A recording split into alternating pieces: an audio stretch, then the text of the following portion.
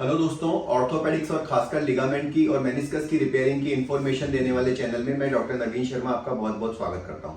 दोस्तों, एसीएल के बारे में तो काफी इन्फॉर्मेशन है, लेकिन मेनिस्कस के बारे में लोगों के बहुत कंफ्यूज होते हैं। सबसे बड़ी प्रॉब्लम तो ये होती है दोस्तों कि ज्यादातर जगह मेनिस्कस को ट्रिम कर दिया जाता है या बैलेंस कर दिया जाता है और रिपेयर नहीं किया जाता। मेनिस्कस घुटने का एक बहुत ही महत्वपूर्ण स्ट्रक्चर है दोस्तों, और उसको हमेशा रिपेयर करने की कोशिश करनी चाहिए जहां तक हो सके। कई बार रिपेयर ना करने के 2 या 3 कारण हो सकते हैं। पहला, फाइनेंशियल प्रॉब्लम की पेशेंट अफोर्डिंग ना हो। दूसरी प्रॉब्लम ये कि वो ऐसी जगह पहुंच जाए जहां पर मेनिस्कस रिपेयरिंग की फैसिलिटीज ना हो। या तीसरा, स्किल ना हो, यानी कि वो सेटअप है जहां पर किसी को मेनिस्कस रिपेयर आता ही नहीं है। तो अगर आपके एमआरआई पर मेनिस्कस की प्रॉब्लम आई है तो आप इन तीनों चीजों का ध्यान रखें। ऐसे हॉस्पिटल का चुनाव करें जहां पर स्किल्स भी हो, इम्प्लांट्स भी हो और आपके बजट में भी हो, क्योंकि अगर आपके बजट में नहीं है तो मेनिस्कस कट जाएगा, जिससे कि फ्यूचर में आर्थराइटिस के चांसेस बने रहते हैं। आज मेरे साथ एक ऐसे फाइटर मौजूद है जिनके कि एसीएल और मेनिस्कस रिपेयर दोनों मैंने किया है। आइए जो इनकी स्टोरी है वो मैं आपसे शेयर करता हूँ और मेनिस्कस के बारे में कुछ इंपॉर्टेंट पॉइंट भी मैं शेयर करूंगा। क्या नाम है भैया आपका? योगेश कुमार। योगेश जी, आपको एसीएल और मेनिस्कस की दिक्कत कितने दिन से थी? सर ये 1.5 साल से थी। कहाँ के रहने वाले हैं आप? मैं झुंझुनू जिले के मसीसर गांव से रहने वाला हूँ। और आपको क्या दिक्कत महसूस हो रही थी एसीएल और मेनिस्कस की वजह से? सर ये 1.5 साल बाद में धीरे धीरे जैसे मैं चलने लगा तो दर्द रहता था। गांव में जैसे कहते हैं कि दर्द यूं ही है, चला जाएगा, लेकिन ये नहीं गया। फिर घुटने वो आगे निकलने लगे, तब मैं सर के मैंने वीडियो देखे और इनसे प्रेरित होकर मैं सर से मिला। आपके मन में पिछले 1.5 साल के दौरान क्या हिचक चल रही थी कि भाई आप इलाज के लिए क्यों नहीं जाना चाह रहे थे? सर इलाज के लिए पहले तो ये था कि मेरे को पता नहीं चला कि ये एसीएल का है या है। ठीक है। और फिर थोड़ा डर भी रहता था कि पता नहीं कितना क्या होगा। गांव में ये भी है कि इस उम्र में घुटने हैं वो रिप्लेस हो जाएंगे। ये पता नहीं था कि एसीएल घुटना रिप्लेस। गांव में दोस्तों क्या होता है कि फ्रैक्चर और रिप्लेसमेंट और आर्थ्रोस्कोपी तीनों को कंबाइन कर देते हैं, एक मानते हैं। आप तीनों अलग अलग ऑपरेशन है। फ्रैक्चर का ऑपरेशन तब होता है जब हड्डी टूटती है, और आर्थ्रोस्कोपी तब होती है जब लिगामेंट टूटते हैं, और रिप्लेसमेंट तब होता है जब आर्थराइटिस हो जाती है। अगर मेनिस्कस काट के निकाल दो और कई साल तक आप इलाज नहीं कराओ। अगर योगेश जी ने मेरा यूट्यूब चैनल नहीं देखा होता और ये लगातार इसी प्रकार से चलते रहते तो हो सकता था कि इनको आगे जाके बहुत कम एज में नी रिप्लेसमेंट कराना पड़ता।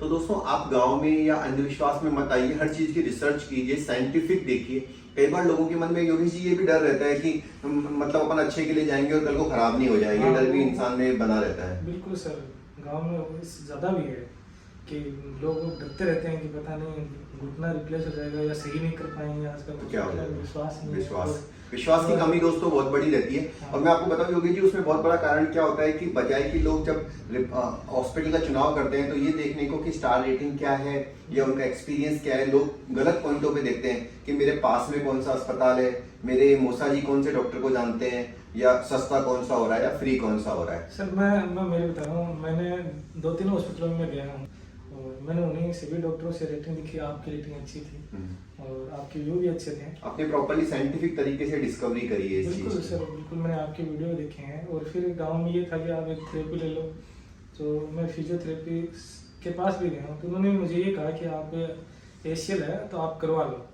तब मैं फिर सर से राय ली और सर के पास ही मैंने ये करवाया। जो फिजियोथेरेपी दोस्तों, उसके 2 इंपॉर्टेंट रोल होते हैं। एक तो ये होता है कि वो मसल्स को मजबूत कर सकती है, दूसरा मान लो कोई घुटना किसी वजह से जाम हो तो आप मूवमेंट ला सकते हो। लेकिन जो चीज टूट चुकी है उसमें अगर आप कसरत करोगे तो उल्टा हार्मफुल भी हो सकता है। तो आपके फिजियोथेरेपिस्ट ने आपको बिल्कुल सही राय दी कि जो मेनिस्कस है उसको रिपेयर कराओ, एसीएल को कराओ, उसके बाद अब फिजियोथेरेपी का रोल स्टार्ट होगा। और उसमें भी हमारे यहाँ की खास बात यह है कि आपको फिजियोथेरेपिस्ट के पास जाने की जरूरत नहीं है, हम आपको गाइड करेंगे। इससे कम से कम 20 से 25 हजार रुपए की भी सेविंग होती है। और दूसरा, हर जगह फिजियोथेरेपिस्ट अवेलेबल भी नहीं है, तो ऐसे गांव देहात में आप कहाँ से, जब क्वालिफाइड डॉक्टर्स की कमी आ रही है तो फिजियोथेरेपिस्ट तो बेचारे कहाँ से आएंगे। तो ऐसे में ऑनलाइन सपोर्ट से आपको ये फायदा है कि ना तो कहीं आना जाना है, ना कोई पैसे खराब करने की जरूरत है, और रिकवरी भी आपकी फास्ट हो जाएगी। ठीक है। इनका जो दोस्तों मेनिस्कस था, लेटरल मेनिस्कस टियर था और वो रेड जोन में था। रेड जोन के जो टियर होते हैं दोस्तों, उनको रिपेयर करना काफी आसान होता है, लेकिन योगेश जी ने समझदारी ये दिखाई कि सही जगह पहुंच गए। क्योंकि कई जगह मैं आपको बताऊं कि रेड जोन के भी टियर्स रिपेयर करने की फैसिलिटीज नहीं होती है और फिर मेनिसेक्टोमी कर दी जाती है, जिससे पेशेंट्स को दिक्कत आती है। डेली मेरे पास हजारों फोन आ रहे हैं कि सर हमें आपका वीडियो देखने में लेट हो गए, या मेरे परिवार वालों ने मुझे इतनी दूर आने नहीं दिया, बोले पड़ोस में ही करा लो, या हमारी फाइनेंशियल सिचुएशन अच्छी नहीं थी जिसकी वजह से हमने मेनिस्कस की ट्रिमिंग करवा ली। तो दोस्तों, मैं आपको बताता हूं कि हेल्थ से बढ़कर कुछ भी नहीं है। अगर आपके फैमिली मेंबर्स तैयार नहीं है तो आपको जिद करना है, उनको सही बात के लिए गाइड करना है। आप मेरे पास अकेले भी आएंगे तो इलाज हो जाता है। योगी जी, आपको ऑपरेशन में कितना आपका दर्द का एक्सपीरियंस हुआ? कई लोग डर के मारे नहीं कराते कि भाई कितना दर्द हो जाएगा। सर दर्द का बहुत डर था पहले कि बहुत डर होगा, कैसे करेंगे कैसे नहीं करेंगे, पैसे से मैं एक टीचर हूँ तो कैसे स्कूल जाएंगे। तो फिर जैसे आपका हौसला था, आपने कहा कि नहीं दर्द बिल्कुल नहीं होगा, मैंने एक वीडियो देखी उसमें भी ये था कि दर्द नहीं हो रहा, और मैंने भी महसूस किया कि कल से मेरा बिल्कुल भी दर्द नहीं हो रहा। तो अगर मान लो अगर अपन एक स्केल बनाएं कि 1 पे सबसे कम दर्द और 10 पे सबसे ज्यादा दर्द हो पूरे ऑपरेशन में, आप कौन से नंबर को रेट करोगे कि इतना दर्द होता है इसमें? एक में सबसे कम 0 और 10 सबसे ज्यादा। सर मैं तो एक ही दूंगा सर। तो आप मानते हो कि 1 नंबर या 2 नंबर के में आदमी का इलाज हो जाता है? बिल्कुल। आजकल के बच्चे टेटू बनवाने जाते हैं ना, तो उसमें भी दर्द होता है, लेकिन बच्चे शौकिया बनवा लेते हैं। तो दर्द के डर से आप कभी भी ऑपरेशन को मत टालिए।